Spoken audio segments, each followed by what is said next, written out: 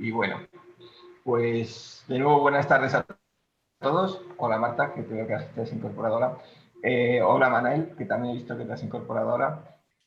Como os comentaba hace un momentito, vamos a iniciar, a retomar un sistema de conferencia, de charla, mesa redonda para que todos participéis, en la que podéis luego consultar, preguntar dudas sobre términos de fortificaciones, pero con un caso específico, en este caso Cartagena, y el título de la conferencia que ha puesto Pablo es de Carjadas a Cartagena, más de 1000 años de fortificaciones. Entonces, pues bueno, sin más os dejo con Pablo. ¿Puedes hacer eso en otro momento?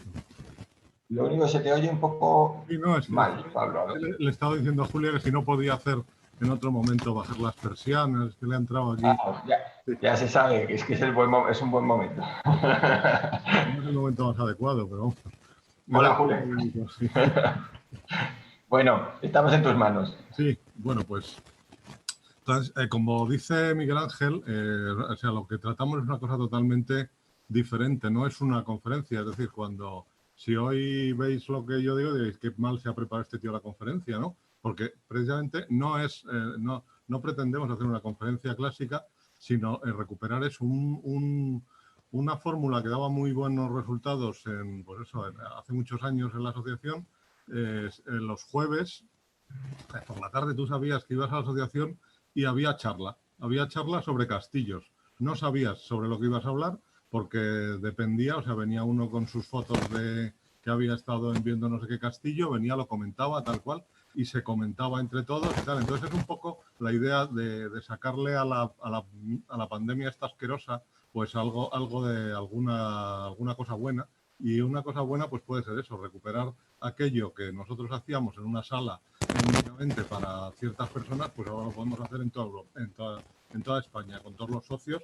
Y entonces, claro, pero hay que traer algo, ¿no? Y entonces lo que se nos ha ocurrido es elegir uno de los mejores ejemplos de conjuntos fortificados que tenemos en España, ver un poco por encima, porque evidentemente si no tendríamos para ver Cartagena en detalle, tendríamos que estar una semana aquí hablando, ver un poco y luego pues charlar del tema. Entonces, yo he preparado una serie de diapositivas, pero son orientativas y lo que he preparado principalmente, ahora cuando comparta la pantalla, es decir, la presentación, pero también he abierto tengo abierto el Basecamp, que es el sitio, el mapa donde uso yo para ir con el GPS, el Google Earth e Internet. Bueno, y las fotos que tengo yo de ahí, pues un poco para ir jugando y tal. Y claro, no digo que interrumpáis porque esto, o sea, porque esto no es como en la sala, sino lo suyo sería que interrumpierais cuando queráis, pero como no se puede tener los micrófonos abiertos, pues la fórmula tiene que ser otra, es decir, luego hablamos, luego abrimos los micrófonos y eso, y vamos ya. Voy a compartir pantalla. El anfitrión inhabilitó la función de compartir las pantallas a los participantes. Ya puedes. Ya puedo. Sí. Compartir pantalla. Compartir. Entonces, ahora estáis viendo lo que veo yo ya, ¿no? Sí. Sí, bueno, un segundito. Ha empezado a compartir. Ahora sí. ¿Estáis viendo ya lo de Sí. Cartagena? Sí, perfectamente. Vale, sí. Pues vamos a ver, una de las pantallas va a ser esta, la otra, como os digo, ahí tenemos el Google Earth y también tenemos por aquí Internet, donde yo he ido, como siempre os decimos, tenemos el inventario de la Asociación Española de Amigos de los Castillos, donde vais vosotros, veis provincia de Murcia, municipio de Cartagena, buscar, y os va a dar aquí, pues eso, las fortificaciones que nosotros tenemos ahí metidas. Cogemos una cualquiera de ellas, el Castillo de los Moros, y vamos a ella. Y si le damos a mapa, nos va a localizar abajo el Castillo de los Moros. Nos acercamos. Ahí tenemos localizado el Castillo de los Moros y además le vamos a dar a todos para que nos dé todas las fortificaciones que tenemos ahí localizadas. Ya sabéis, pinchamos en cualquiera de ellas y te dice la que es, ¿no? Y si quieres verla, Punta Loma Larga, etcétera, etcétera. Aparte de eso, tenemos aquí el Google Earth con el volcado de los sitios, pues eso, para poder, si alguien me dice, oye, que la batería de Sierra Gorda, ya, pues la batería de Sierra Gorda antiaérea, pues ahí la tenemos, tal cual, 4 asentamientos a barbeta, tal y cual, ¿no? Ahí lo tenemos para movernos, el cuartel de carabineros del Gorguel, ahí lo tenemos, y luego tenemos también las fotos mías de eso. Si alguien me pregunta, oye, yo qué sé, pues eso, el Castillo de San Julián, pues vamos al Castillo de San Julián y lo vemos, que tiene una torre del siglo XVIII dentro. Eso lo veremos luego en el coloquio. Y, como os digo, pues vamos a ir a hacer una introducción de lo que es lo que es Cartagena. Como os digo, Cartagena la hemos elegido por eso, por ser por tener uno de los, yo no sé si es uno de los mejores o el mejor directamente, el conjunto más extenso y más con una cronología más amplia de España, no lo sé, yo creo que es, hay que decir, uno de ellos y seguramente es uno de los conjuntos mejores del mundo fortificados. Entonces me parece muy adecuado empezar por Cartagena. Ya lo habéis visto, si veis cualquiera de estas planos que estamos viendo, la cantidad de fortificaciones que tenemos normalmente en una ciudad tienes 2, 3, 4, 5 fortificaciones, ¿no? Cartagena está verdaderamente llena de fortificaciones por todas partes y vamos a ver un poco por qué. El porqué. Bueno, el porqué de ello, evidentemente, viene de su posición privilegiada de ser uno de los puertos naturales mejores que tiene el Mediterráneo en esta zona, ¿no? Entonces, a partir de ahí, pues es el elemento por el que Cartagena se creó ahí. ¿Qué había antes de Cartagena? Pues seguramente una ciudad artésica llamada Mastia, ¿no? Lo que pasa es que el problema que tiene Cartagena es el problema que tiene todas las ciudades con mucha historia, y es que están una encima de la otra. Entonces es difícil saber lo que hay abajo del todo. Entonces, claro, el problema que hay de esa Mastia es que no tenemos más que datos indirectos, que yo sepa, ¿no? Tampoco soy yo un especialista en Cartagena, ¿no? En la arqueología de Cartagena. Pero vamos, en principio, esta ciudad de Mastia que conocemos por la Oda Marítima de Avieno, en la que nos dice que en el fondo del Golfo se levanta las altas murallas de la ciudad de Mastia, pues seguramente sea esta Cartagena, ¿no? Esta Cartagena, sobre la que en el siglo III a.C., Asdrúbal fundó la ciudad de Carthagars, que viene a ser algo así como colonia nueva, ¿no? En el idioma cananeo. El problema, como digo, es que no parece lógico que una ciudad de la importancia de Cartagena se crease de nuevo y menos en un sitio tan adecuado para crear una ciudad, con lo cual seguramente lo que se hizo es la fundación, este tipo de fundaciones que debemos entender pues en la misma que en el mundo andalusí, ¿no? O en el mundo romano, cuando se funda una ciudad que se le da una categoría jurídica de ciudad, pero no quiere decir que no haya nada antes, ¿no? Sino que lo que había antes no se considera jurídicamente una ciudad y a partir de entonces pues está fundada. Entonces, este general cartaginés, en el contexto de la Segunda Guerra Púnica, pues fundó esta ciudad. Os recuerdo, no sé si conocéis un poco el contexto de las guerras púnicas, pero vamos, es esa guerra a muerte que traían Roma y Cartago para dominar el Mediterráneo. Y en la Primera Guerra Púnica la había ganado Roma. Cartago se dio cuenta de que para ganar a Roma era una carrera de fondo, con lo cual necesitaba necesitaba garantizarse unos suministros para su ejército, y vio que la península ibérica era el lugar más adecuado, porque la colonización fenicia y cartaginesa siempre son unas factorías en la costa que nunca entran al interior, ¿no? Nunca les interesa conquistar el interior. Pues a partir de la época de los Bárquidas, de de estos generales cartagineses, pues deciden que tienen que introducirse en la península ibérica y dominar toda la península ibérica. No les valen esas factorías en la costa, sino que tienen que hacerse con toda la península ibérica porque necesitan tal cantidad de recursos, de mercenarios, de plata, de todo tipo de recursos bélicos para dominar, para vencer a Roma, que hacen eso y crean una nueva capital para dominar, para organizar toda la península ibérica, ¿no? Que es Cartagena, esta ciudad tan importante. Además de Cartagena, de esta ciudad de Cartagena, ya tenemos importantes vestigios arqueológicos de fortificación, ¿no? La famosa muralla púnica de Cartagena, que se excavó en su momento, la tenemos ahí. Vamos, si acaso, a avanzar un poco para ver lo que era esta ciudad de Cartagena, porque la ciudad, tanto la de Mastia como la de Cartagena, como la Cartagena romana, tiene una topografía bastante diferente de la que conocemos nosotros. Es decir, Cartagena era una península, en realidad, que tenía dos, o sea, el mar, lo que hoy es el puerto, el mar de Andarache, que está aquí donde ahora están los arsenales, y luego lo que llamaban el estero, que es una marisma, que estaba en interior, donde está ahora, pues eso, lo que es el núcleo de la ciudad de Cartagena. Pero la ciudad entonces era una península, ¿no? Ahí la veis en esta reconstrucción de 3 dimensiones.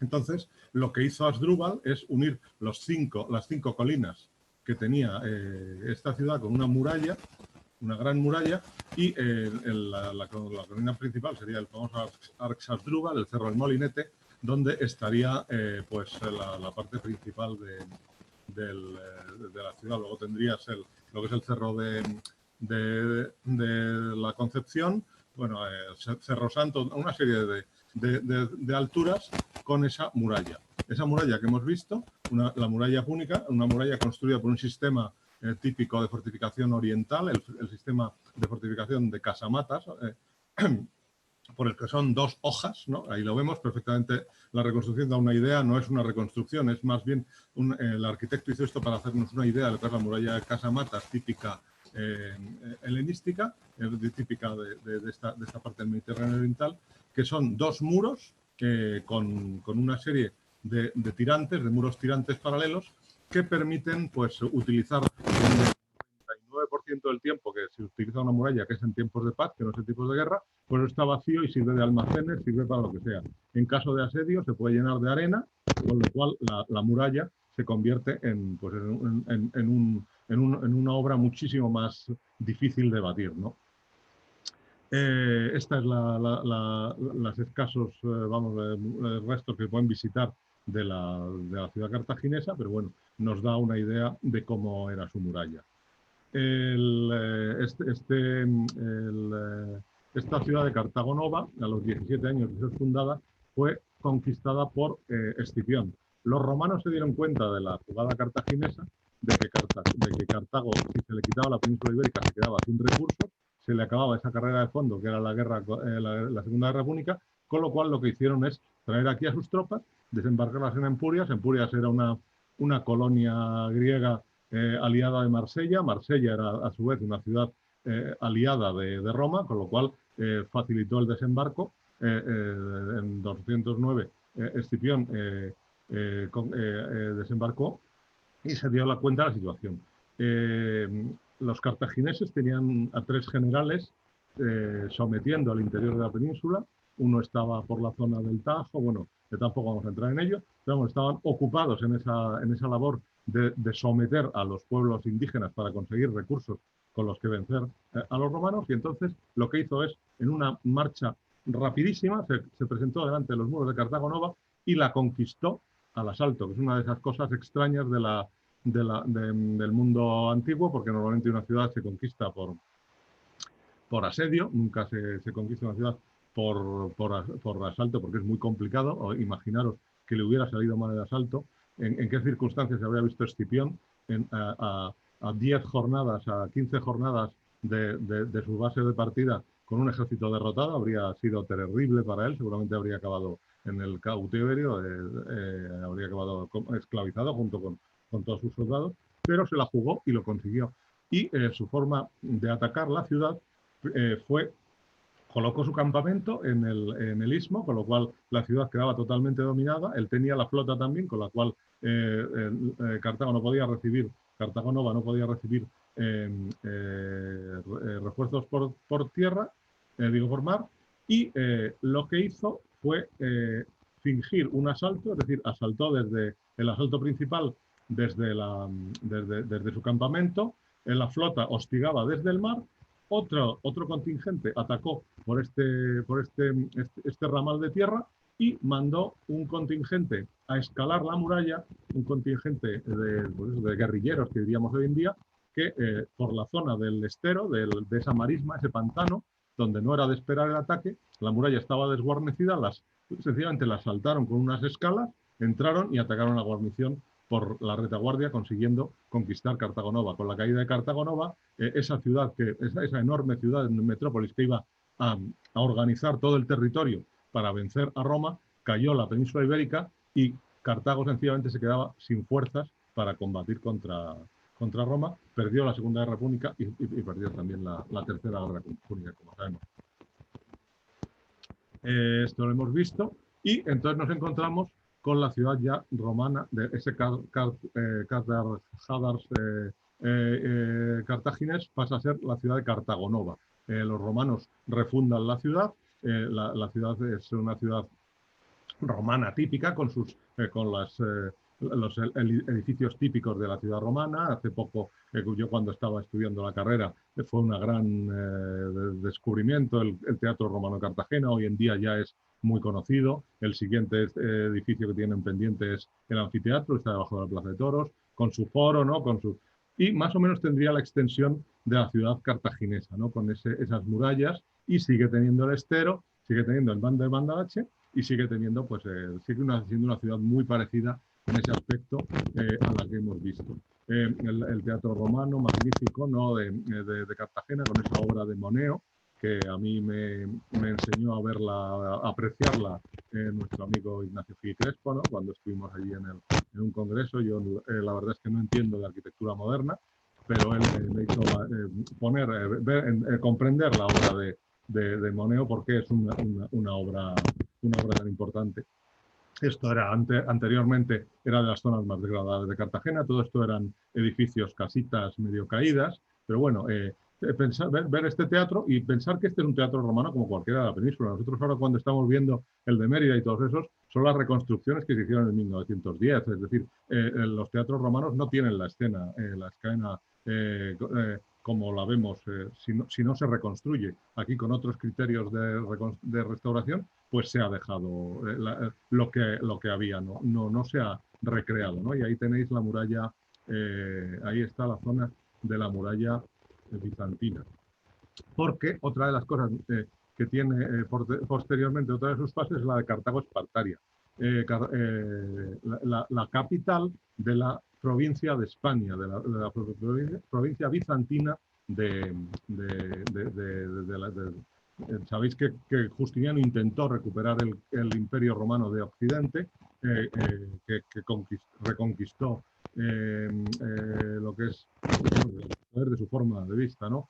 Italia, parte de África y parte de la península ibérica, que estaba ocupada por los visigodos, que para él eran los bárbaros, ¿no? Pues la capital de esa provincia bizantina estaba en Cartago-Espartaria, en Cartagena, ¿no?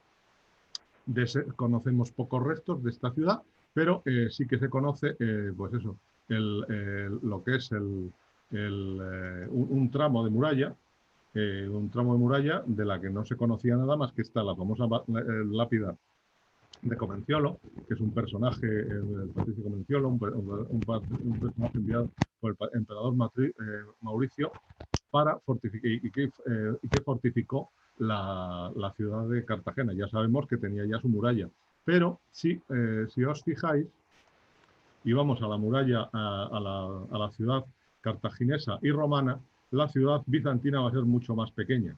La ciudad bizantina va a ser más o menos la mitad de la ciudad cartaginesa.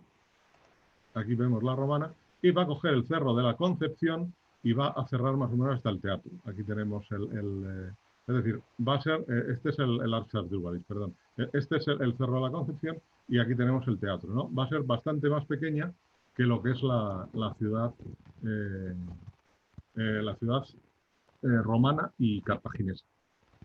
La ciudad andalusí, yo no sé cómo se pronuncia eso, pues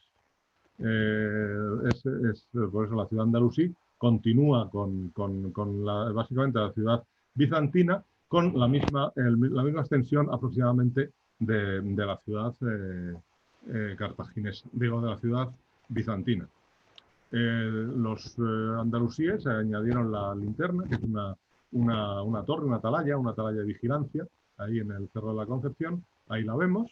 Pues eso, la ciudad de Cartagena va teniendo sus defensas y lo que es también interesante, si nos vamos al muro, al plano, es más o menos cómo vamos viendo cómo una ciudad que va aumentando y disminuyendo, ¿no? Teníamos la ciudad cartaginesa, que más o menos viene a ser esta, la ciudad romana, la ciudad medieval, se queda reducida a un aspecto mucho más pequeño, y luego en la siguiente época que vamos a ver, la época moderna, va a volver a ocupar todo lo que era el espacio de la ciudad cartaginesa, ¿no? La Cartagena medieval cristiana, en 1245, Fernando III ocupa la ciudad y edifica el Castillo de la Concepción, que vemos actualmente. Ahí vemos el Castillo de la Concepción, ahí arriba. Más o menos la ciudad pues mantiene un espacio pues eso, parecido al que hemos visto, un poco de decadencia respecto a la ciudad, digo a la ciudad andalusí. Veis el Castillo de la Concepción, el castillo está bastante perdido en lo que era su altura, tiene también una restauración, por eso, pero que no vemos exactamente cómo era el castillo medieval, por eso, porque está bastante perdido. Paralelamente, pues es muy interesante que en los alrededores de Cartagena se localizan una serie de torres medievales levantadas para proteger las alquerías de las incursiones, ¿no? Torre del Negro, toda una serie de torres también que tenemos por aquí, las tenemos por aquí, la atalaya de los Juncos, todo esto es de, no son, es de otra, eso es de la defensa de costas, ¿no? Pero vamos, las tenemos por aquí, Torre del Negro, ¿no? Una serie de torres que van aumentando este corpus de fortificaciones que vamos teniendo. Muy importante que en época de los Reyes Católicos el puerto de Cartagena pasa a ser base desde el apostadero de galeras, es decir, una base ofensiva desde donde salen las galeras a defender y a atacar al enemigo y a defender las costas, ¿no? Entonces, en el siglo XVI se decide que es necesario fortificar también el puerto porque está el apostadero de galeras y se construyen entonces las murallas de Antonelli y varias de las torres de costa, la Zoía y Mesía de Costa. Es decir, la ciudad vuelve a expandirse, esa ciudad medieval que se había quedado pequeñita, pues va a expandirse. ¿Tan grande como la ciudad romana y cartaginesa? No, más o menos la mitad. Ahora lo vamos a ver.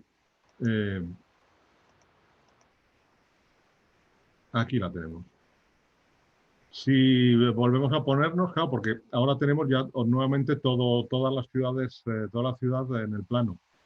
Veamos, más o menos la ciudad verde, la ciudad de Cartagena verde, es la ciudad de época de Felipe II, la del apostadero de galeras, y el arsenal no existiría, con lo cual aquí seguiría estando el mar de Mandarache, y el Almajal, aquí lo llaman, es decir, el Marjal, el estero, ese pantanal, sigue existiendo ahí. En esta época, en el siglo XVI. ¿Veis? La ciudad romana y cartaginesa sería esta, más o menos, y aquí vemos la ciudad del XVI, más o menos la mitad, ¿no? Aproximadamente. Y luego vamos a ver ahora que en el siglo XVII y XVIII la ciudad vuelve a aumentar y vuelve a coger el perímetro de las 5 colinas, el perímetro que tenía en época romana y cartaginesa, y en el 18 incluso se va a hacer la muralla mucho más grande para incluir el arsenal, ¿no? El arsenal, que es muy importante. El arsenal es verdaderamente importante, ya digo, siguiendo el asunto del apostadero de galeras, en el siglo XVIII, en época de Carlos III, se construye el arsenal. El arsenal ya es más importante que el apostadero de galeras, porque ya es todo pues, lo que es un arsenal. Es una base naval en la cual hay diques para construcción, dique seco. El dique seco de Ulloa, de Juan de Ulloa, es una de las obras de ingeniería más importantes del siglo XVIII. Tenéis todo lo que son las fábricas de galletas, de pólvora, de armamento, pues todo el arsenal. Para ese arsenal se construye también, se drena por fin el famoso Marjal, aquel Marjal que teníamos ahí, se hace una obra de ingeniería impresionante, un canal para drenarlo, y el famoso mar de Mandarache se convierte en el arsenal, ¿no? Ahí lo tenéis, en esta maqueta, ahí veis el arsenal, y toda se construye una gran muralla en época de Carlos III que ocupa todo lo que era la ciudad antigua, más la ciudad que se ha construido más con el arsenal y también con una serie de edificios muy interesantes como es el hospital militar,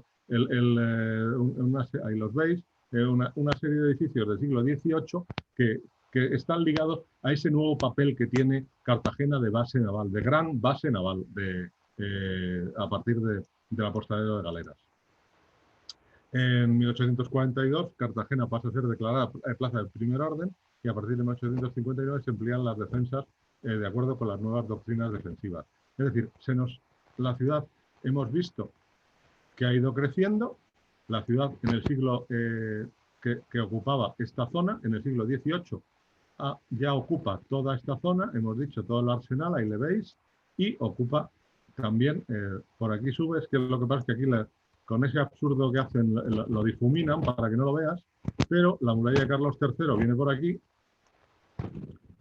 y en el siglo XVIII se van a construir toda una serie, además de estas murallas, de fuertes. A partir del 17 y 18 se van a construir una serie de fuertes a la entrada de la Bocana. Digamos, la defensa medieval hasta la Edad Media, romana, cartaginesa, romana y medieval, era únicamente la ciudad.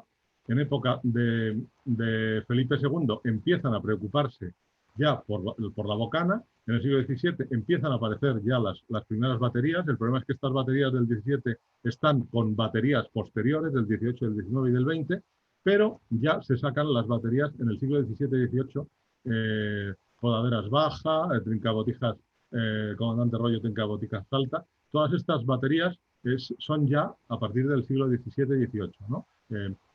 Desde Trincabotijas Salta se hizo el primer disparo en 1641 que era capaz de llegar la bala de aquí a aquí. Es decir, la artillería ya era capaz de cerrar con su fuego, con lo cual la defensa, que antes estaba aquí atrás, se saca a estas defensas exteriores. Y entonces se hacen una serie de baterías aquí. Las veis, todas estas baterías, todos estos puntitos son baterías. En el siglo XIX, pues la artillería es todavía más potente, con lo cual la defensa se iba un poco más lejos, ¿no? Y se crea ya el Castillo de San Julián, el Castillo de la Atalaya. ¿Os veis? ¿Veis cómo va avanzando la defensa cada vez más lejos? Porque la artillería es cada vez más potente. Tiene que irse adaptando a las circunstancias.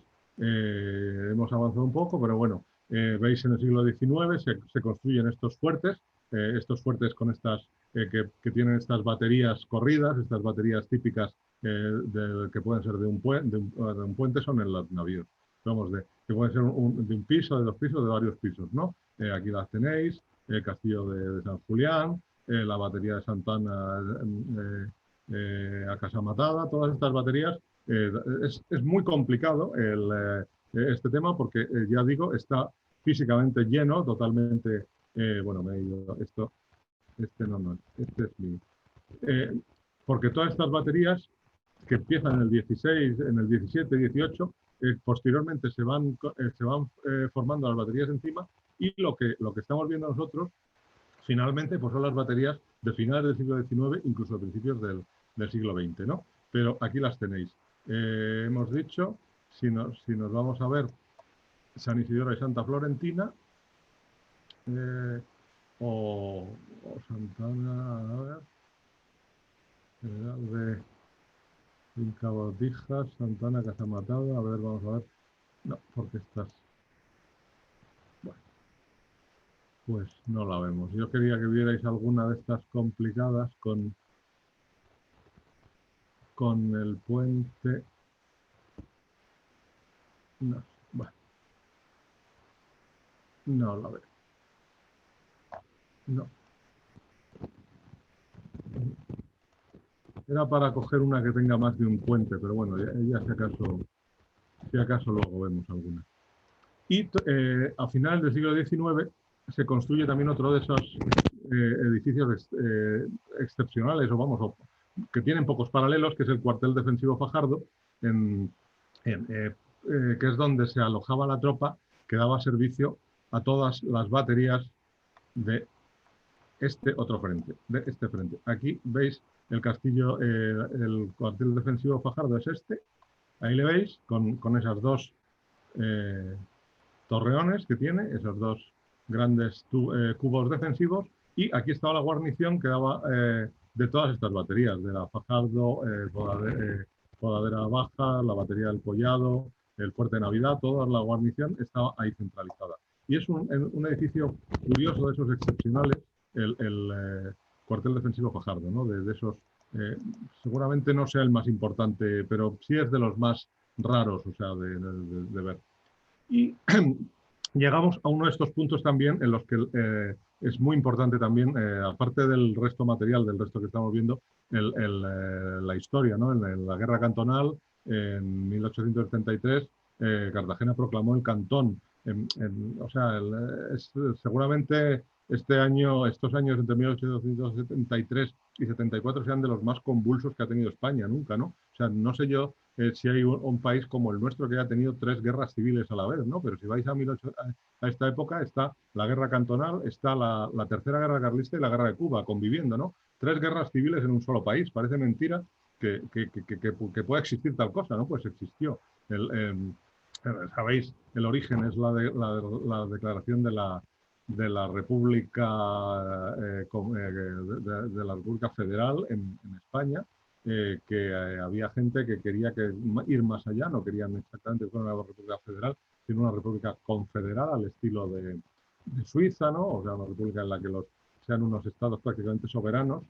Estos, los que no creían que la república federal no había ido suficientemente lejos, pues proclamaron estos cantones, ¿no? El de Cartagena no fue el único, lo hubo en Alcoy, en Alicante, en otra serie de sitios, pero el cantón de Cartagena fue el más importante porque tenía la flota y se dedicaron a ir con la flota pidiendo subsidios y declarando cantones, con lo cual era el más peligroso y el que fue atacado por el gobierno. La ciudad de Cartagena resultó asediada, ¿no? A finales de 1873 y resultó, en ese asedio fue durísimamente bombardeada. Aproximadamente el 75% de los edificios de Cartagena quedaron dañados. Se produjo a finales del asedio la explosión del polvorín, que estaba en la maestranza de artillería. O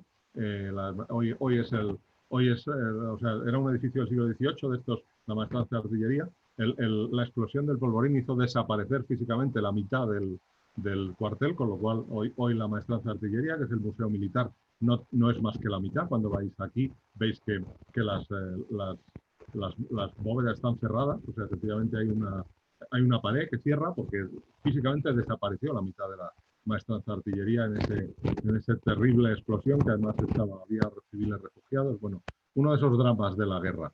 Y eso nos da también otro de los elementos de fortificación que yo no tengo reseñados, pero que sí son, que también que aumentarían más todavía este corpus de fortificaciones, que son las fortificaciones ofensivas, las baterías que se construyeron en 1873 para bombardear la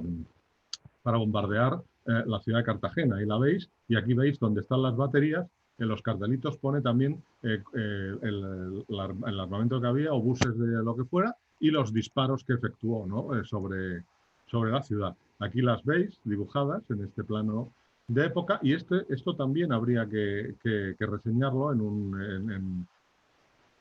en el corpus de fortificaciones de Cartagena, porque también son fortificaciones que se hicieron, se usaron durante unos días, unas semanas, y se abandonaron, pero ahí están, ¿no? Ahí están y también habría que reseñarlas. Lo que pasa es que yo no tengo localizadas, no las tengo localizadas. Y llegamos al siglo, al siglo XX. Tenemos también, en la Guerra de Cuba se hizo una fortificación, la fortificación,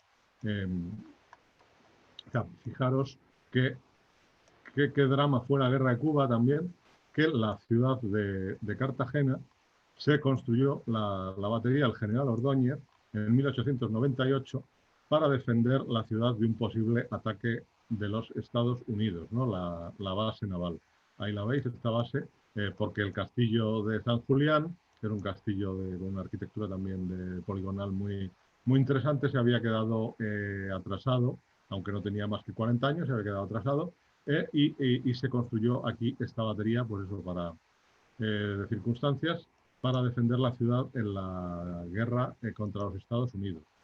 Como esa guerra había puesto de manifiesto la inutilidad prácticamente de las defensas, en general, no de Cartagena, sino de toda la península, de toda España, pues se realizaron una serie de planes de artillado para actualizar estas defensas, ¿no? Hay los planes de artillado de 1912, 1926.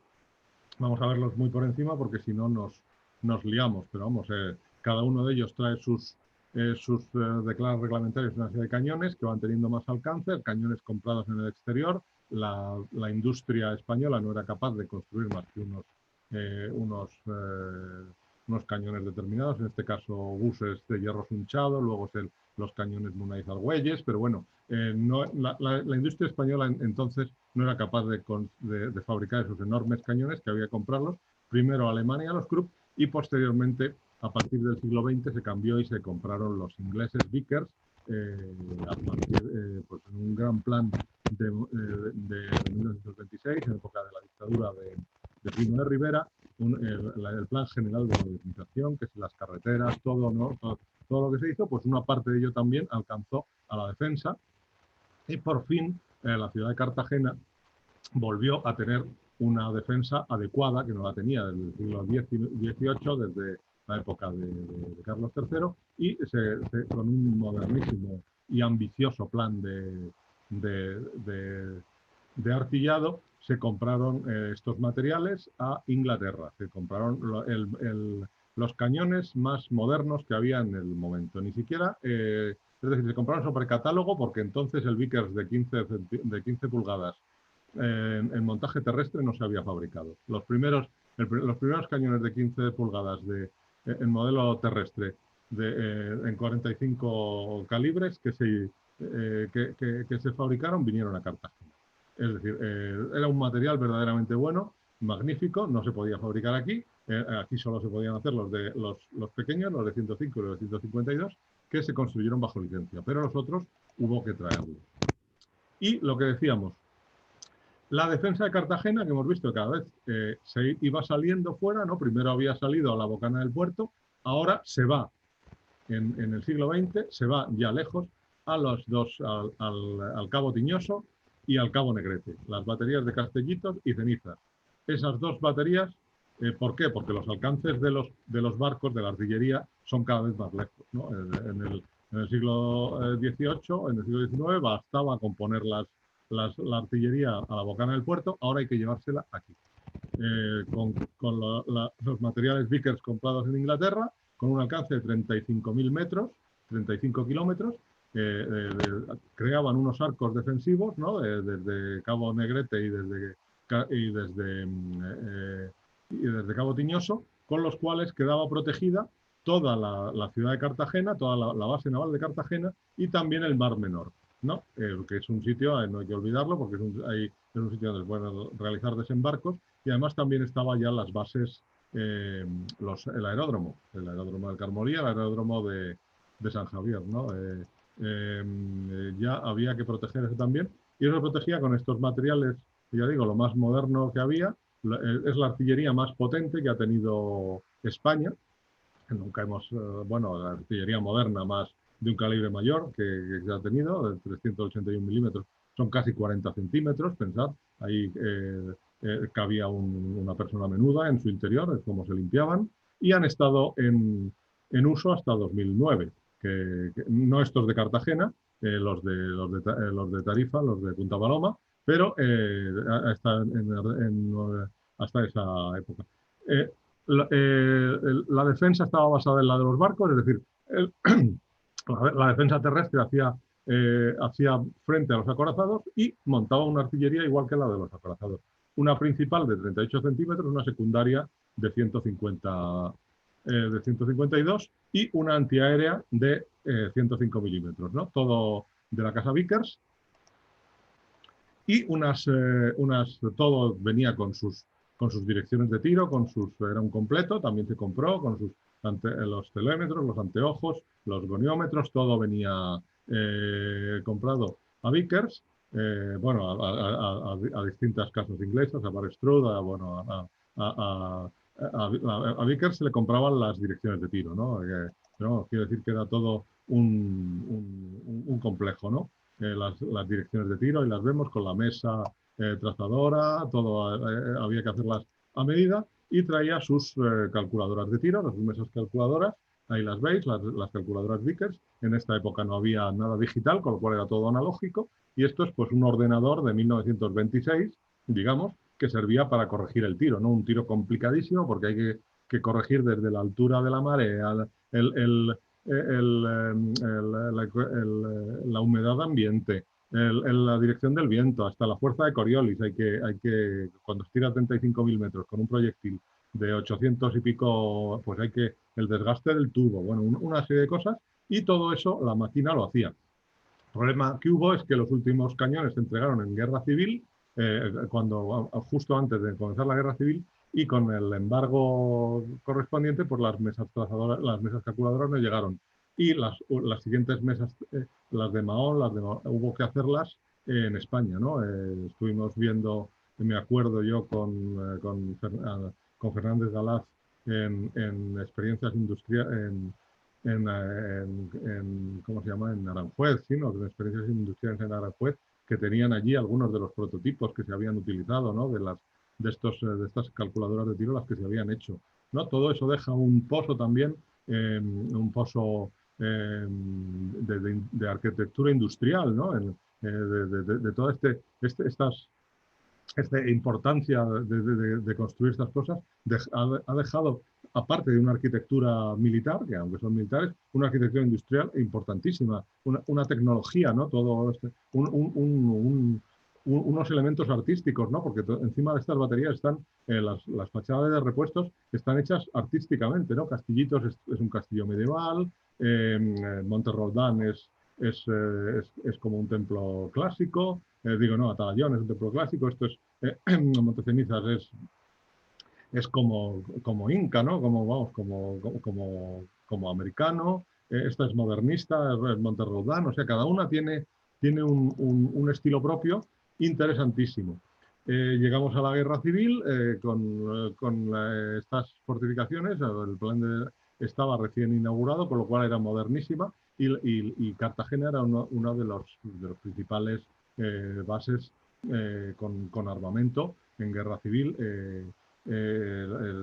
protegida perfectamente por sus baterías de costa y además era la base donde estaba la flota, ¿no? La flota republicana, porque la flota, sabéis que se sublevó la oficialidad, los mataron y quedó, con lo cual quedó la flota sin oficiales, pero quedó en manos de la República, prácticamente entera, y su base principal era Cartagena.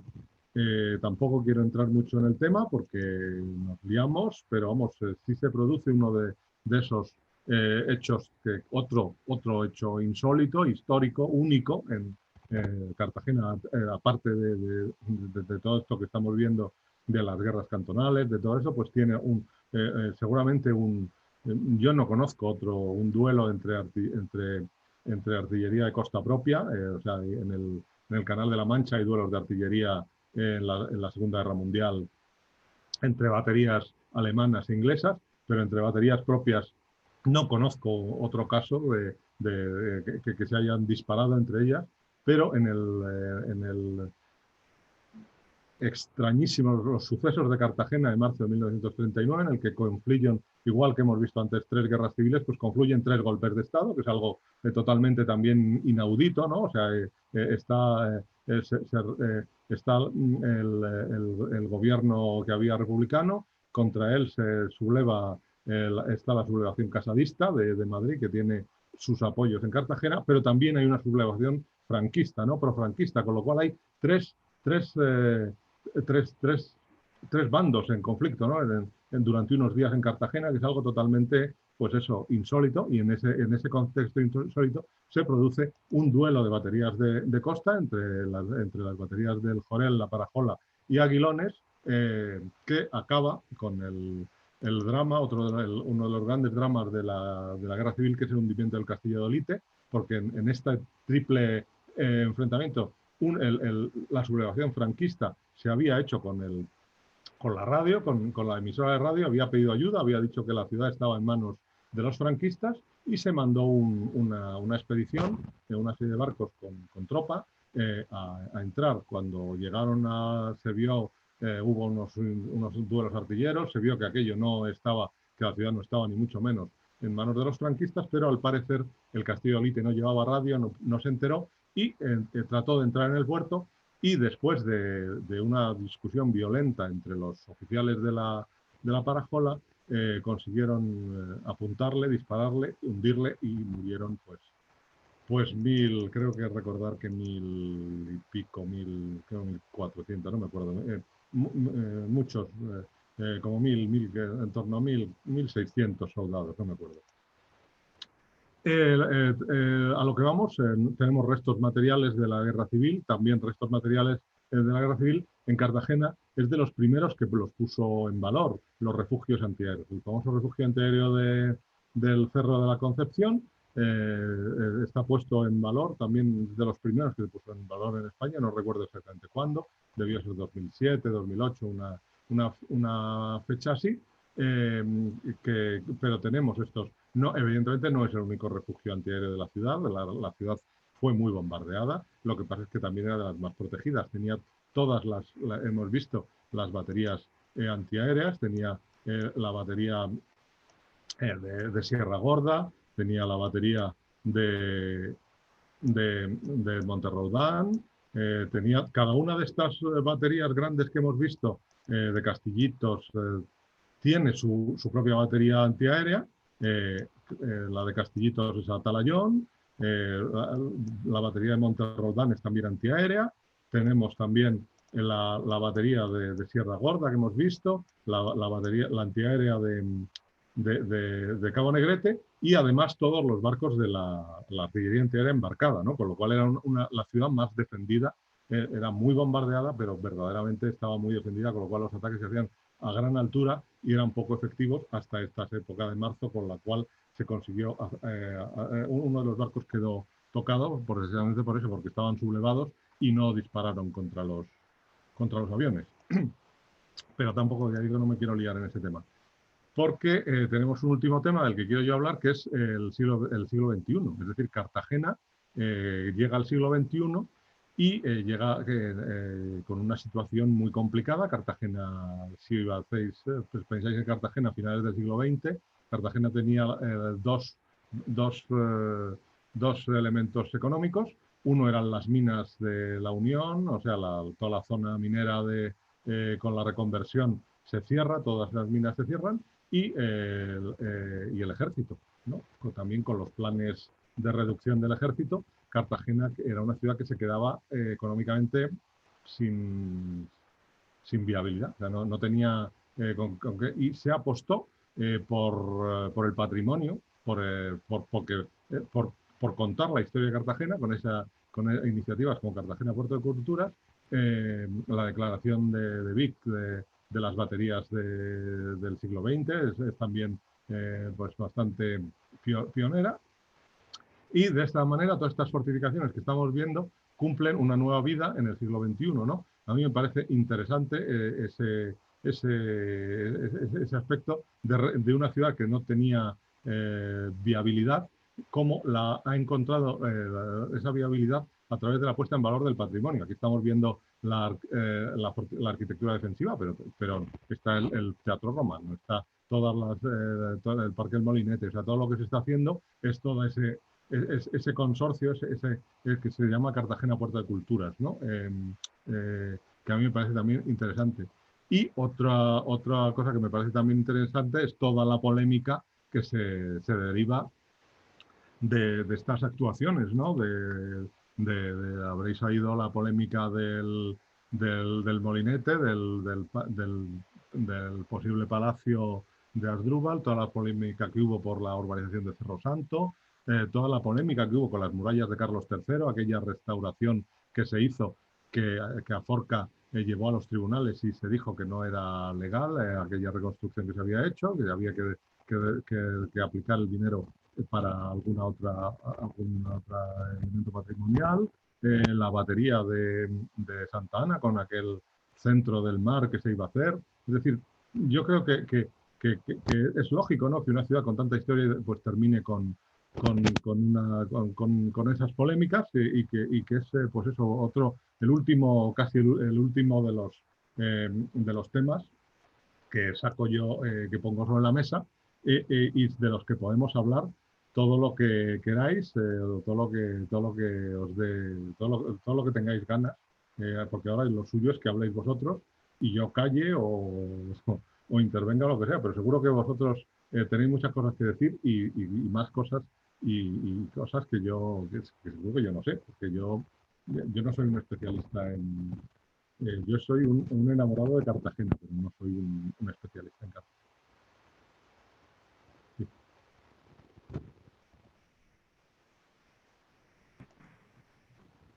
Hola Pablo, oye, muchísimas gracias por la conferencia y enhorabuena, ¿eh? Menuda conferencia, te has dicho que no ibas a hacer conferencia, pero nos has hecho una No, es conferencia una que introducción, lo que pasa es que me he liado y yo quería haberlo hecho de fabuloso y me 30 alegro minutos.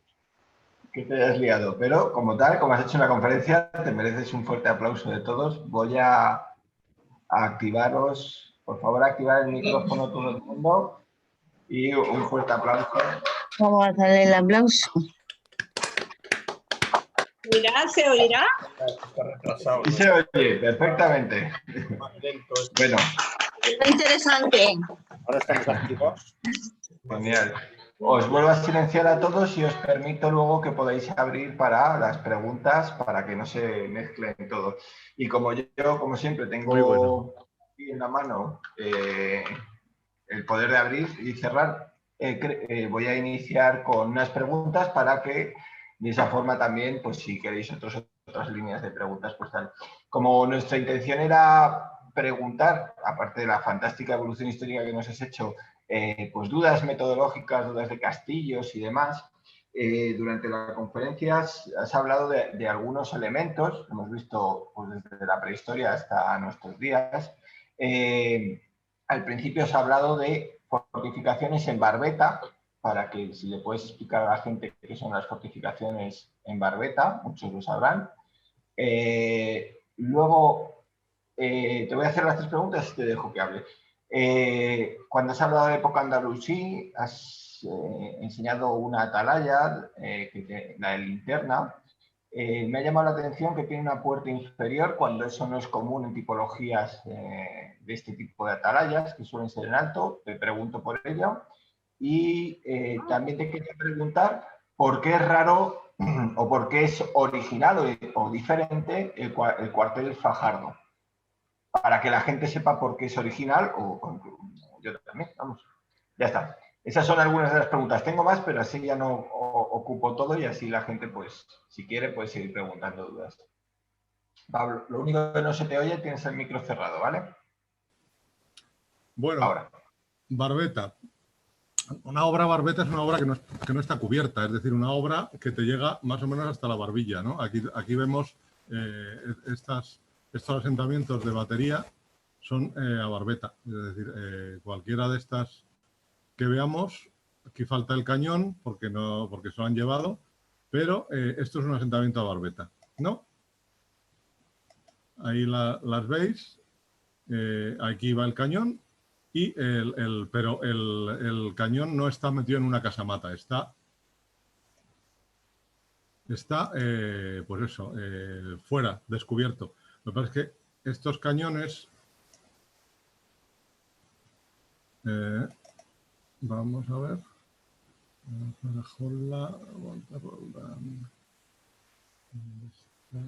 Cabo Tiñoso y el Jorel, ¿no?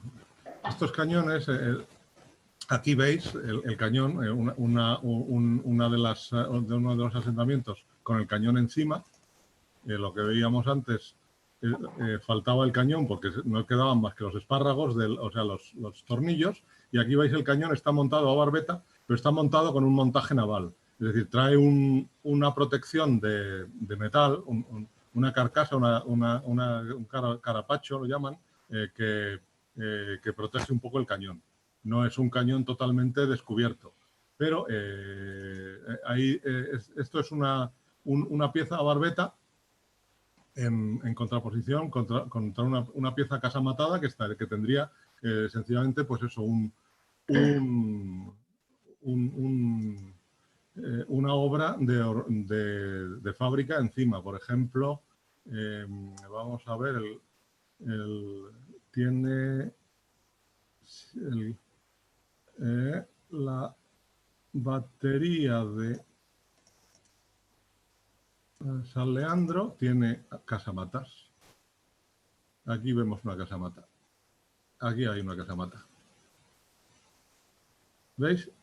La pieza artillera está ahí metida. Lo que pasa es que no se ve. Bueno, no se ve porque se la han llevado. Pero quiero decir que estas son piezas a barbeta, serían a barbeta. Estos serían asentamientos a barbeta. Y esta ahí dentro, ¿lo veis el pozo por atrás? Ahí estaría metida la pieza ahí con una casamata, que es esta bóveda que la protege. Me decías la linterna. La linterna, pues yo supongo que eso será una puerta moderna, pero la verdad es que no lo sé. Porque que yo sepa, la linterna no es una obra defensiva, es decir, es una obra por eso, más bien para lo que son señales. O sea, ¿sabes? Es una obra defensiva, pero en el concepto defensivo, o sea, no para refugiarse allí dentro, sino para vigilancia y señales. Que yo sepa, de la Cartagena medieval no es que tenga yo mucha idea. Y luego el cuartel defensivo Fajardo. El cuartel Fajardo es excepcional porque hay muy pocos. O sea, no es por otra cosa, sino porque... ¿dónde está el cuartel? No. ¿Dónde está el cuartel defensivo Fajardo? Que no lo veo. Ah, que estará para arriba. Ahí. Se estaba ahí, ¿no? Es que no... Sí, sí. Fuerte. Al lado del castillo de Galeras. Ah, es que hay aquí algo que yo no veo, claro. Ah, ahí, míralo. Uy, ¿cómo sé? Aquí. Buf, ¿cómo llego yo ahí? Dale un enter. Ahora. Ahí está.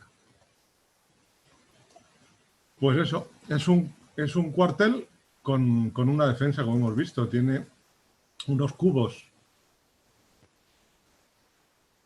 y está espillerado y tiene unos cubos, dos cubos para su defensa. Pero vamos, es un cuartel ya, es decir, la defensa de la plaza está asegurada por las baterías. Esto es un cuartel ya de última defensa, es decir, para la guarnición, que la guarnición esté también defendida. ¿Veis? Incluso el patio en el interior está espillerado. Y bueno, este cuartel, pues lo bueno que tiene también, ya empiezan a aparecer los gamberritos de los grafiteros, pero este cuartel quedó pues como cuando se fueron los últimos, o sea, la última unidad militar que estuvo aquí destinada, ¿veis? Con sus grafitis buenos y grafitis malos ya que empiezan a aparecer, pero vamos, ahí lo tenéis, el emblema del Ejército de Tierra, y es muy interesante en ese aspecto porque es un ejemplo del que conocemos pocos casos, que es eso, es un cuartel defensivo dentro de una base, es una fortificación dentro de una fortificación de una ciudad fortificada, es decir, es el sumum ya de la fortificación. Hay pocos ejemplares y por eso esa es su importancia de este cuartel. Muchas gracias, Pablo. Pues nada, todos los que queráis hablar tenéis abierto la posibilidad de reactivar vuestro micrófono cuando queráis, que tenéis dudas. Os animamos.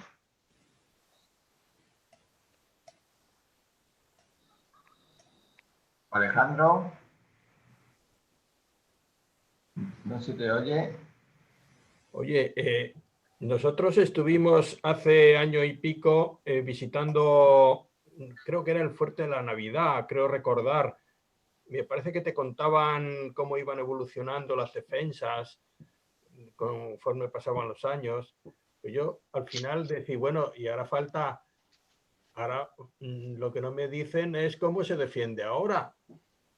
O sea, porque sí, al final las últimas defensas, los de los cañones estos del plan de 1926 o por ahí. Bueno, ¿y ahora cómo nos defendemos? Eso ya no lo decían. Ahora la defensa es diferente, es decir, la artillería de costa es móvil y está basada, uno es en misiles y otra en obuses autotransportados. Bueno, y la aviación, evidentemente.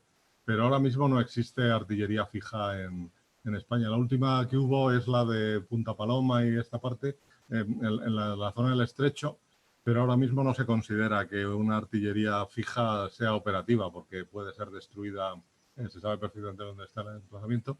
Entonces, se basa en misiles y en obuses autotransportados de las fábricas Santa Bárbara españoles de 155 milímetros que se llevan, se ponen, se dispara, se mueve y se quita. Bueno, y en lo que pueda disparar la aviación, claro, también. Y yo, desde luego, yo en algún sitio he leído que incluso en la Segunda Guerra Mundial los acorazados que jugaron un papel, pues he leído que los acorazados estaban ya obsoletos en la Segunda Guerra Mundial. Más bien se quedaron durante la Segunda Guerra Mundial, con la guerra entre Japón y Estados Unidos, quedó demostrado que el acorazado no era el rey del mar. Entonces, no valía para nada. Era el portaaviones, el rey del mar. No valía para nada. Claro, era un barco muy caro y muy complicado de hacer para que luego te lo pudiese hundir un avioncito con una bomba. Entonces, más bien quedaron obsoletos a lo largo más que obsoletos, superados a lo largo, porque acorazados, Estados Unidos los ha mantenido hasta el siglo XXI, desmontándoles torretas y poniéndoles misiles y helicópteros y una serie de cosas, pero los ha tenido hasta principios del siglo XXI. Vamos, creo que los cañones estos de cenizas y castillitos están pensados para los acorazados. Es que es el mismo, o sea, el Vickers, el cañón Vickers de 38 centímetros, de 381, es el naval, pero un poco más largo. Es decir, la fábrica Vickers creó ese cañón para los acorazados, para los acorazados ingleses, de la serie Queen Elizabeth, una serie de acorazados, pero los ingenieros lo diseñaron, o sea, para que tuviera el máximo de potencia el proyectil, no lo podían hacer tan largo, porque el acorazado, una de las pruebas que tiene que hacer es poner todos sus cañones en uno de sus costados y disparar. Entonces los cañones son tan largos y tan pesados que lo harían volcar. Entonces el cañón naval lo tuvieron que acortar un poquito de lo que es la potencia, la longitud que debería tener. Y en los ingenieros lo único que lo construyeron es para montaje terrestre. Y ese montaje terrestre se compró para España, que no lo había en ningún lado, y los propios ingleses protestaron, decir, oye, que les estáis vendiendo una cosa que nosotros no tenemos. Y después los ingleses lo pusieron en Singapur. No lo hay más que en España y en Singapur. y aquí la mitad, los que han sobrevivido, porque la mitad los hemos mandado a la chatarra en el Ferrol y cosas de esas, pero están los de Cartagena, están los de Mallorca y están los de Cádiz. Ahí los tenemos. Y la película de espera, los Cañones de Navarone es uno de ellos. Antonio, Los Cañones de Navarone es ciencia ficción, es historia ficción. Perdón, he tenido que cortar a Antonio porque si no vamos a focalizar demasiado y hay varias personas que quieren preguntar. Alejandro. Hola. Sí, perdón. Por llevar un cierto de orden. Hola, Miguel. Teníamos a Alejandro, a Maleni, a Josema y después vas tú, Miguel. Si no os importa, intentad hacer las preguntas cortas y así podemos hablar todos. Alejandro, adelante. Gracias. No se oye. Alejandro, si quieres, también podéis hacer la pregunta por el chat. No se te oye. Abajo a la izquierda, Alejandro, si puedes. Bueno, además están agradeciendo todo el mundo la conferencia. Mientras tanto, mientras Alejandro puede, Maleni, creo que estaba por aquí abajo. Si quieres, abajo a la izquierda, reactiva tu audio.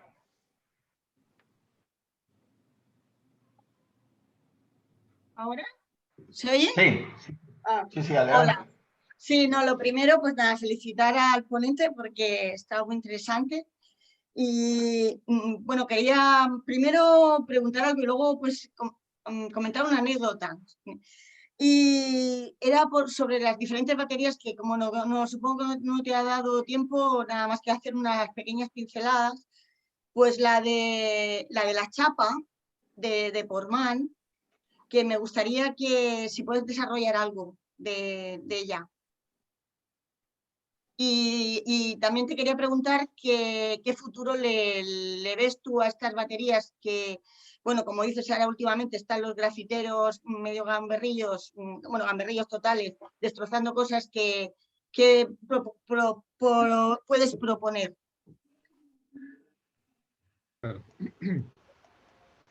La chapa, lo que se puede decir de la chapa se puede decir un poco en general de todas. Es decir, hemos dicho que la defensa de Cartagena, de la base de Cartagena, se hacía pensando en los acorazados.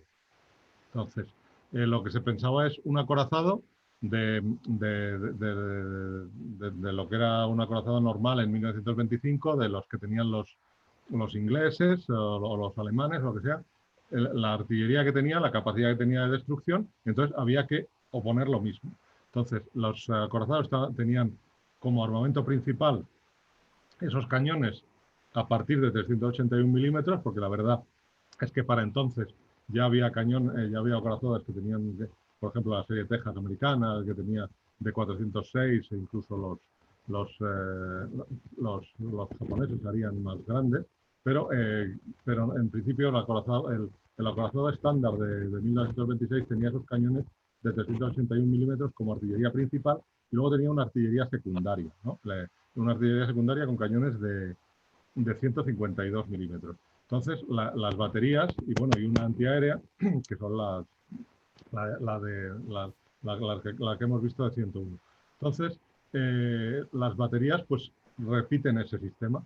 Hay unas baterías con una artillería principal, que son las que están en Castillitos y en Cenizas, en Monte Cenizas, y una artillería secundaria. Cada una de ellas tiene su artillería secundaria. Entonces, si nos vamos al Cabo Negrete, en Cabo Negrete tenemos ahí nuestra artillería principal en Monte Cenizas. La vemos, los dos piezas de 381 milímetros en montaje naval, ahí con los edificios auxiliares. Luego vemos aquí, Cabo Negrete tiene la antiaérea y la secundaria. Aquí vemos el alojamiento donde se alojaría toda la tropa, todo el personal, y la chapa, la vemos aquí, sería la artillería secundaria que correspondería a este grupo de baterías. Entonces lo llamaban frentes, ahora se llaman grupos de baterías. Un grupo es un conjunto de baterías, digamos, que constituiría el grupo de Cabo Negrete, sería Cenizas, Negrete y la chapa. principal cenizas, secundaria la chapa, antiaérea Negrete. El alojamiento estaría aquí, en Cuartel de Cabo Negrete, y aparte de ello tendrían una serie de cosas, de obras auxiliares, que serían pues, una serie de proyectores, de puertos grafométricos, de una serie de cosas que tenemos por ahí. Y aquí yo además añadiría el muelle de Portman, ¿no? Porque también aquí la ensenada de Portman está hoy en día está cerrada por los vertidos de los vertidos químicos, bueno, los vertidos de mineral, pero el muelle de Portman se hizo también, se hizo específicamente para desembarcar en él los gigantescos cañones de 381 que hubo que llevar ahí construyendo pues todo la carretera, toda la pista, que la vemos por aquí, que a veces la construcción de la pista es casi más complicada que la construcción de la batería, porque toda esta pista está construida, por eso, para que tenga una pendiente específica. Y esta es la batería de la chapa. La batería de la chapa está cedida al Ministerio, yo es que ahora ya no me sé, esto se cedió en su momento al Ministerio que se llamaba de Medio Marino o algo así, de Medio Ambiente. Pues no sé qué ministerio será el sucesor, pero vamos, el sucesor de lo que era el Ministerio de Medio Ambiente. Y se hizo una restauración en su momento, se pintaron un poco los ascensores de la munición, se limpió un poco la cosa y le quitaron, le hicieron una pequeña restauración, no está tan oxidada como las otras. Yo creo que es cuestión de tiempo, me decías que cuál es el futuro, yo creo que es cuestión de tiempo, todas estas cosas cada vez se van valorando más y yo creo que es cuestión de tiempo que el Estado, la comunidad, quien sea, tome conciencia y haga un plan integral para la visita de todas estas baterías, porque el problema que tiene Cartagena es que para entender su defensa vas a tener que ya lo has visto, es decir, si quieres entender la defensa, los 2.500 años de defensa de Cartagena, tienes que irte a 40 kilómetros, o sea, no puedes estar solo lo que es la plaza de Cartagena, te vas a tener que ir incluso al Mar Menor y vas a tener que hacer algún tipo de actuación integral. Y yo creo que llegará, no sé si ahora con el COVID, cuando salgamos y terminemos de pagar las deudas del virus pues, pero yo creo que sí, yo creo que porque además que es una cosa, es excepcional y a lo mejor en España no lo vemos, pero en el extranjero se sabe que las baterías de Costa de Cartagena son excepcionales y que merecen la pena. Muchísimas gracias. Para terminar, simplemente le quería comentar a Pablo una anécdota curiosa. Es que mi tío abuelo, Silmon, fue uno de los ingenieros que vino a montar los Vickers en Cartagena. Y se casó, sí, de los Vickers de cenizas. Y entonces él se casó con la primera mujer que trabajaba en Bazán, que era Pepita Monerri. De ahí viene pues José Monerri, que es el cronista de Cartagena, etcétera. Y que, bueno, y esa es la curiosidad, que toda mi familia inglesa parte de ahí, de este señor que vino a montar los Vickers en Cartagena para esto. Entonces, pues, muchísimas gracias por la información que ha dado de los cañones Vickers. Muchísimas gracias, Marlene. Con esta línea, Alberto nos comenta un dato sobre la chapa. Anteriormente estaba ubicada una torre vigía ante la defensa berberisca, era la torre de Portman, supongo que ubicada donde está el faro. Sí, no, es que es lo que hemos dicho, muchas de estas baterías tienen cosas debajo y Portman es el Portus Magnus de los... Perdón que me interrumpa, es que la forma de pronunciar Portman, ya que, o sea, es que mi padre escribió también un libro sobre este pueblo, es Portman, que viene de Portus Magnus. Y no viene de Portman de Puerto de Hombres, sino de Portman de Portus Magnus. Entonces hay que pronunciarlo con el acento agudo. Lo siento. Ok, no, muchas gracias, al revés. Disculpad mi ignorancia en el tema. Lo que decíamos, todo esto está aterrado por los vertidos de estas minas que hay aquí. Todo esto son minas, veis aquí el serpentín de la mina, esto era muy interesante para enfriar los gases de plomo. Bueno, no nos vamos a meter en eso, pero quiero decir que esto es el Portus Magnus de los romanos. Todo esto era agua. Esto era una ensenada como, casi como la de Cartagena. Y eso, y el muelle de Portman se hizo así porque aquí atracaban los barcos porque tenía el calado suficiente para que atracase un barco que traía el gigantesco cañón con su cuna. Es decir, esto era otro puerto que había aquí.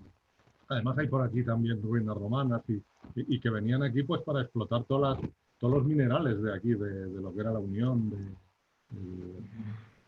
Y por eso estaba defendido. Lo que pasa es que están, pues eso, muchas de estas baterías tienen debajo torres sí.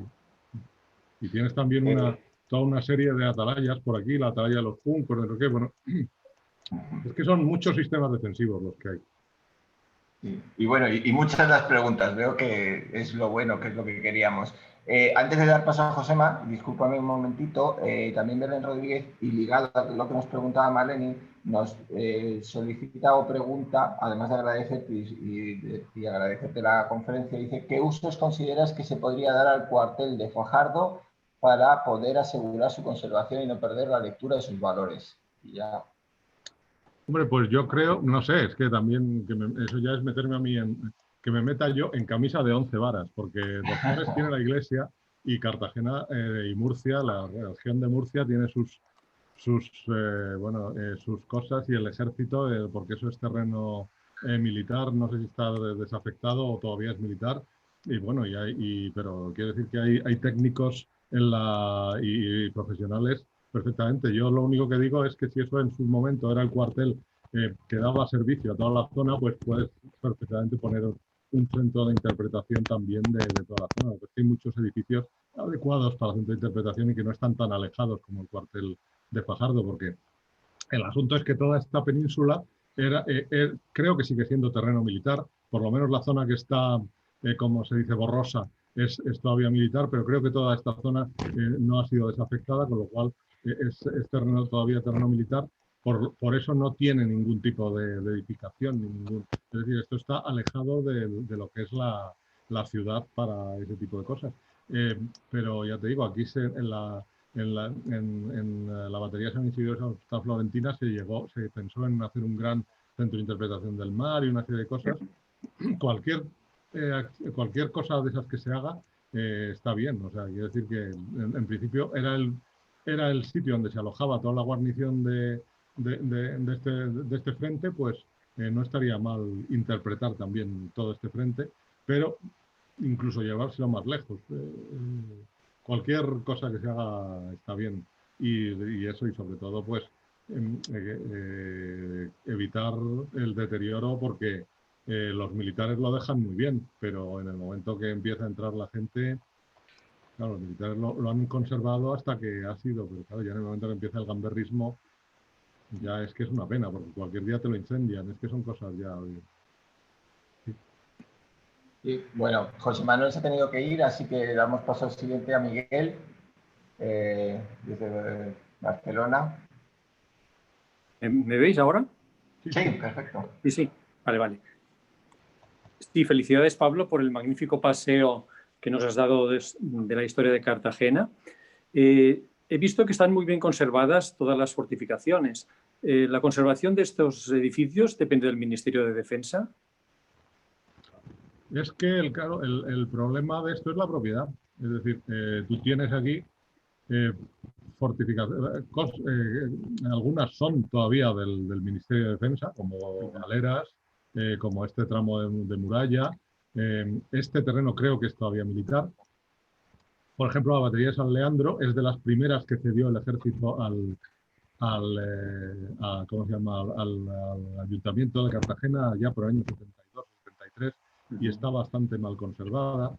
Estas otras se las cedió a distintos ministerios, ya te digo, al Ministerio de Medio Ambiente. Castillitos se la cedió al Ministerio también. ¿Cómo se llama? Monte Cenizas también se la cedió al Ministerio, menos un terreno que hay militar, porque tiene un radar de la Marina, tiene allí. Y eso, y entonces no hay una propiedad. Bueno, y luego están toda la parte de aquí que es del ayuntamiento, también se cedieron estos edificios que no hemos hablado, muy interesantes, cuartel de Antiguones, el hospital militar, estos se cedieron a la universidad, a la Politécnica, que están con unas restauraciones, además, cada uno de ellos es muy interesante para los arquitectos, los que entendéis de esas cosas, porque se han restaurado cada uno con un, lo ha restaurado tu profesional, cada uno con un estilo, ¿no? ¿Ves? Este que a mí me recuerda mucho a Leur de Roma, ¿sabes? Sí, sí. Es el que más me gusta a mí por este tipo de arquitectura que tiene, ¿no? El cuartel sin embargo, por ejemplo, el cuartel a ver dónde está, la instrucción de marinería, ¿ves? Tiene un estilo muchísimo más moderno aquí con ¿sabes? Estas cristaleras. Además es curioso porque aquí en la mitad de la universidad, la otra mitad tiene el museo naval, pero está aquí. ¿Cómo ha pasado? Entonces, te quiero decir que, ¿ves? Dependen de varias La organizaciones. Universidad Politécnica de Cartagena aquí arriba, pero abajo está el museo, ¿sabes? Varios organismos. Cada uno tiene su dependencia. propiedad, y luego están todas las murallas, ¿sabes? El Castillo de la Concepción es, creo, del ayuntamiento también. Los tramos de muralla que haya en las casas de las gentes, eso es un follón ya, porque eso le pasa a cualquier ciudad. Los tramos de muralla son de 400.000 propietarios. Luego están los refugios antiaéreos. Es un follón de propiedades. Sí. Bueno, y luego también están, ahora que me acuerdo, porque el Ministerio ha empezado también ¿cómo se llama?, a vender algunas, por ejemplo, la batería de Loma Larga, de buses de hierro sunchado. Esta batería se ha vendido a un particular, ¿no? Hace relativamente poco tiempo. El cuartel, el acuartelamiento del Campillo, aquí también se ha vendido a particulares, y aquí esto hoy en día es una cosa de hostelería rural, que se come ahí, ¿no? Y hay restaurante. O sea, creo que el cuartel de carabineros del Campillo también lo iban a vender. O sea, es una gestión muy complicada, porque hablas de mucho tipo. O sea, nosotros hablamos aquí de la defensa, y hay muchos propietarios y muchos casos específicos, ¿eh? Cada uno tienes que irte al caso concreto. Un conjunto histórico importantísimo.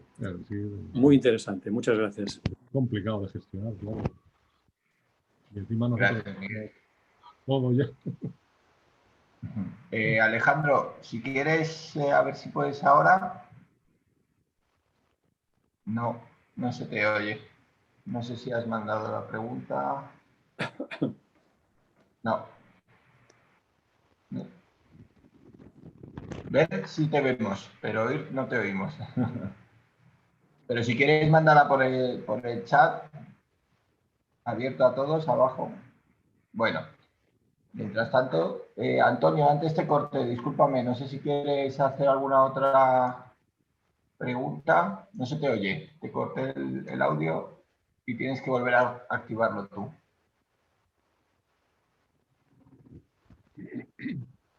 No. Bueno, no sé si hay alguna otra pregunta, mientras tanto. Yo simplemente había dejado una última pregunta, duda o algo que salió en una conferencia anterior, ya del año pasado, en la que se nos hablaban de cuáles eran las murallas en nuestro siglo, si era ese muro de Trump, si era esa separación que se hace en Jerusalén con unos muros, o si esto, no sé, esta conferencia que nos ha dado Pablo, en la que hemos podido ver cómo las defensas al final es la eterna lucha entre la lanza y la coraza, y cuando la lanza se lanza desde muy lejos, pues la coraza se tiene que poner también a esa distancia. Entonces, es muy interesante ver en Cartagena cómo se van ampliando esas defensas, cómo se van colocando cada vez más lejos, y entonces podemos ver cómo al final las defensas actuales son efímeras, o sea, no son no se ven, no se palpan, no se tocan, sino que son cañones que lanzan con mayor distancia, y ya en nuestros días esa defensa de misiles que tiene Estados Unidos, esa defensa de misiles antiaéreos, ¿tú crees que eso se puede considerar una muralla como tal o realmente estamos hablando de otras cosas, Pablo? Sí, bueno, yo en su momento, yo te digo lo mismo que entonces. Dices lo del muro de Trump y esas cosas de... Yo creo que sí, es decir, es una defensa, no deja de serlo, es una defensa, pues eso, lo que pasa es que no es una defensa como la que, pues eso, a las que estamos acostumbrados, pero yo lo veo muy parecido al muro de Adriano, ¿sabes? O a las fortificaciones que se hacían en el Limes del Danubio, todo esto. Yo lo veo bastante parecido en ese aspecto. Es una defensa, y como una defensa es una fortificación. Una fortificación, una defensa pasiva más que activa, o sea, sin guarnición. Pero sí, para mí sí se pueden considerar fortificaciones. Y seguramente, y además dejará rastro material, ¿no? Que es como arqueólogos lo que importa al fin y al cabo, porque quiero decir, si tú hoy, si el día de mañana quieres buscar la defensa de Cartagena del siglo XXI, pues te tendrás que ir a los Alcázares, ¿no? A la base aérea de los Alcázares, porque no hay otra cosa, ¿no? Si se trae una batería que dispara 3 misiles y se va, es que no deja nada en el suelo, no queda, pues ese es yo creo que sí, vamos, en mi opinión sí son fortificaciones del siglo XXI. Y como fortificaciones me pregunto, creo que Alejandro por eso pregunta, si todo es conjunto BIC, o sea, si todas están declaradas como bienes de interés No. cultural, pues... No, que yo sepa, no todas, porque es que son muchas. Es decir, yo aquí he hablado de muchas cosas, y las que tienen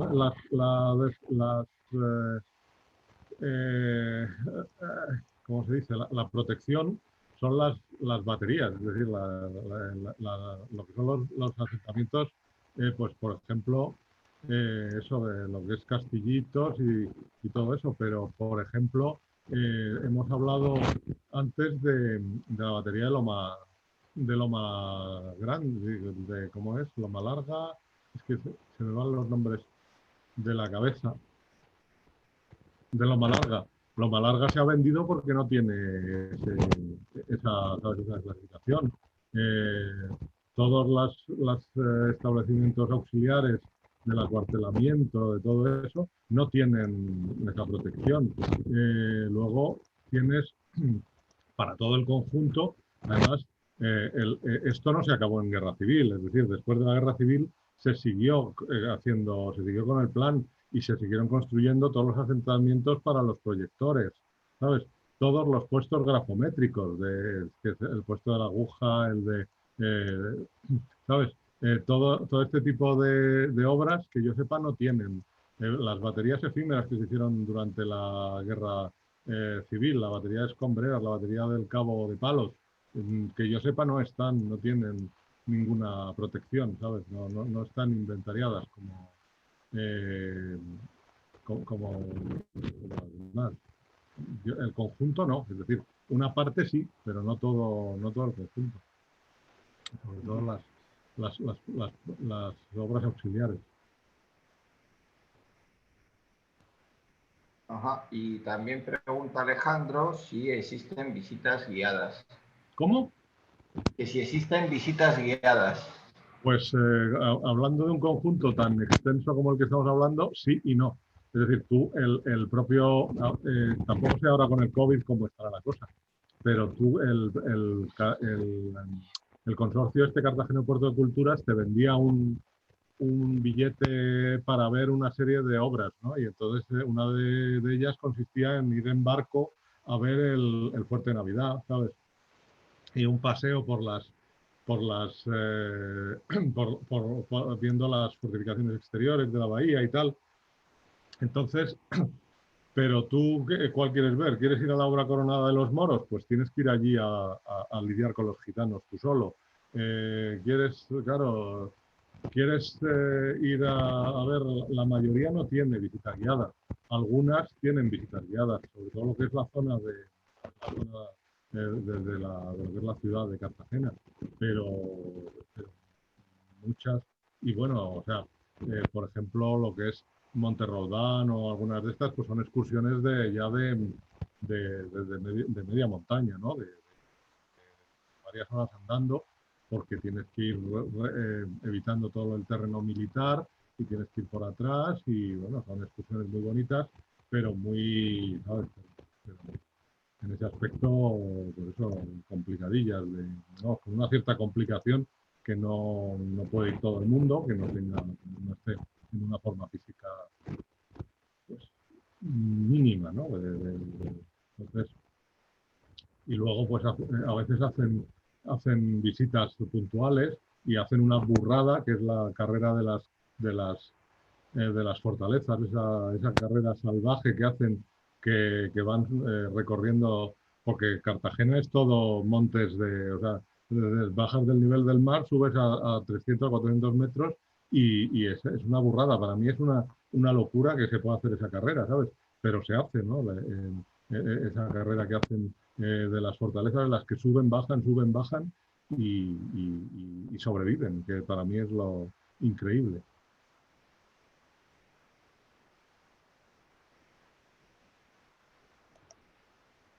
Leo una puntualización de Belén.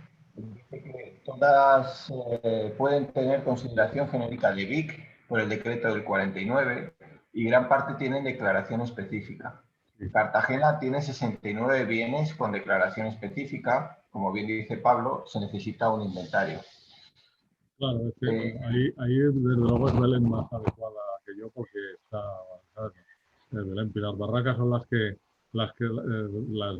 trabajan en el Ministerio de Cultura y saben el tema. Entonces, pero yo lo que digo es que, claro, nosotros como Asociación Española de los Castillos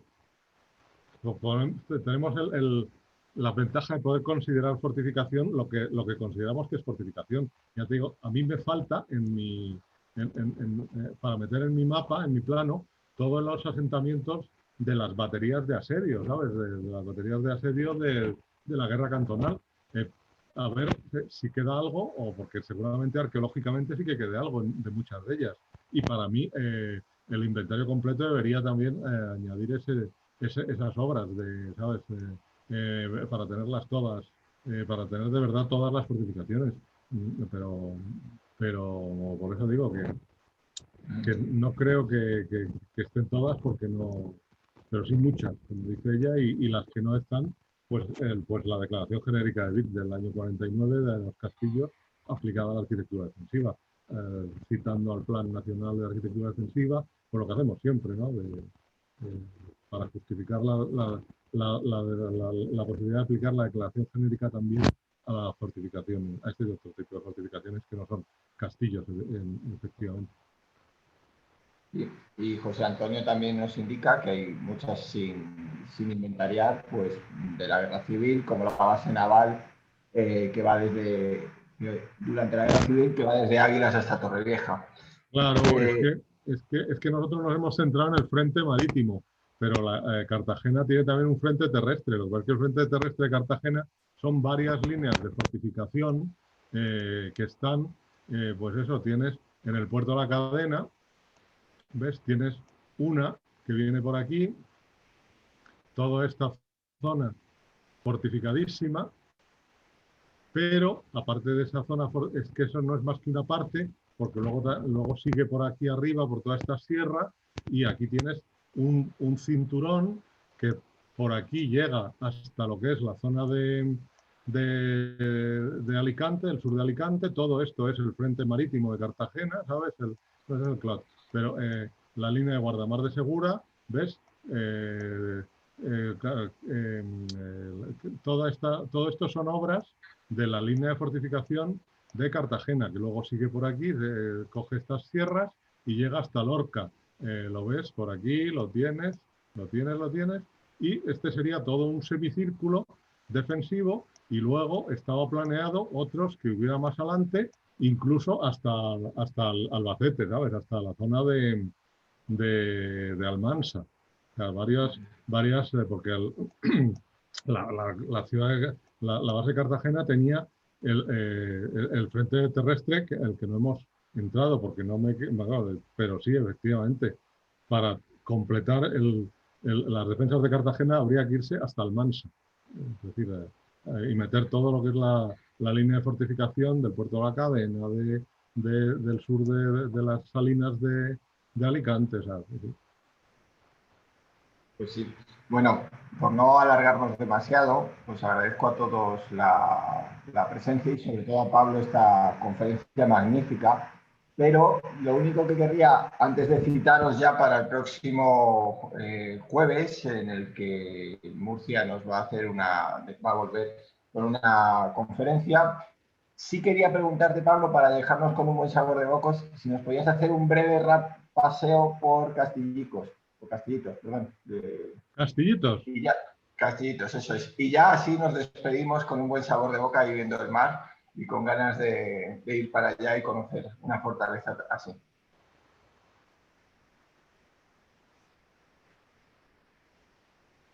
Castillitos.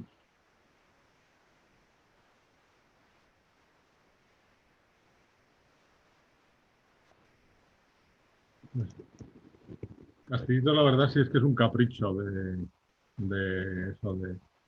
arquitectura. Bueno, lo que pasa es que, claro, estas son mis fotos, con lo cual aparecerá algún bicho, como es mi hija, que está por ahí subida. Vamos, ahí vemos lo que es la fachada de repuestos con esa arquitectura fingida de los castillos falsos, los diversos asentamientos, las piezas. Aquí vemos las direcciones de tiro. Castillitos tiene esa peculiaridad que tiene la dirección de tiro justo al lado de las piezas. Es la única batería que las tiene. Las demás las tienen siempre alejadas.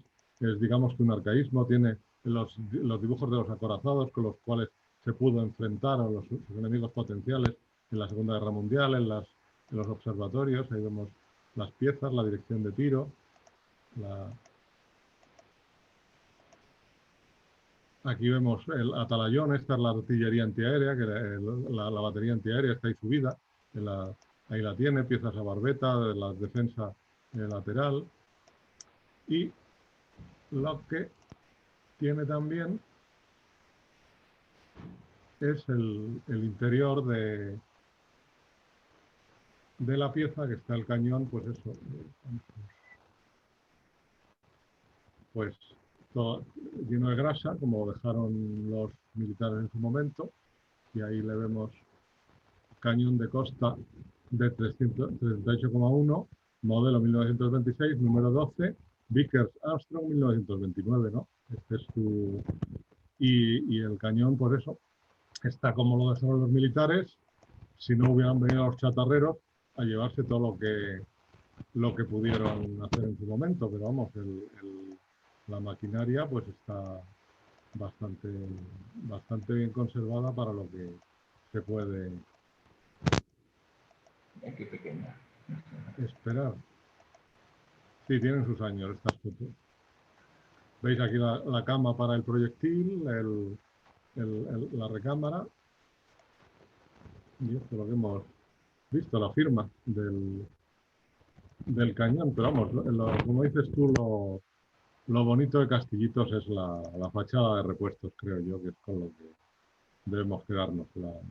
La fachada, la dirección de tiro, la pieza número 2, la arquitectura del castillo falso, vamos, el castillo fingido, el castillo neomedieval.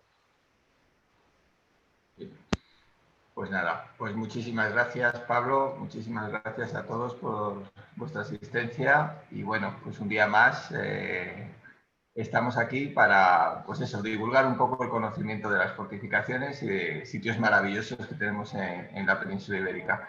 Así que bueno, pues un fuerte abrazo a todos y nada, estamos aquí la semana que viene y hablamos un poquito más. Adiós. Adiós, gracias Pablo, gracias a todos.